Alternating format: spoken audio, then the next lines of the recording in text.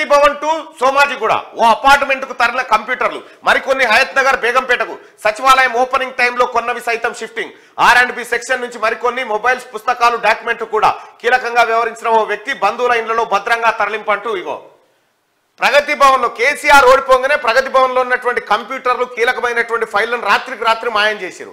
మాయం చేసి కేసీఆర్ బంధువుల ఇళ్లలో దాచిపెట్టినట్టు ఇవే కంప్యూటర్లు, ఇవే ఫైల్స్ అన్ని.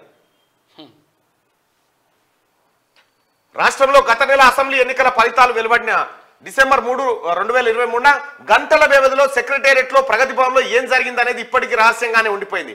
కంప్యూటర్లు, హార్డ్ డిస్క్లు, ఫైళ్లు మాయమయ్యాయని ఇంటెలిజెన్స్ అధికారులు గుర్తించారు. సీసీటీవీ ఫుటేజీని పరిశీలించిన అనంతరం ప్రగతి భవన్ సెక్రటేరియట్, R&B సెక్షన్ నుంచి ఆల్ ఇన్ వన్ కంప్యూటర్లు సుమారుగా 8 తరలిపోయినట్టు నిర్ధారణకు వచ్చారు.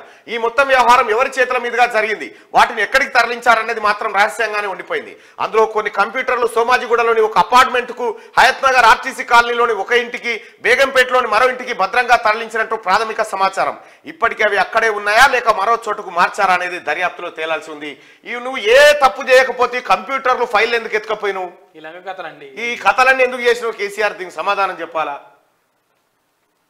సీక్రెట్ గా భద్రపరిచిన కంప్యూటర్లు, పుస్తకాలు, ఫైల్ ఇగో చూసుకో దాచిపెట్టిరట. ఇన్ని ఉంటాయి కేసీఆర్ కథలు.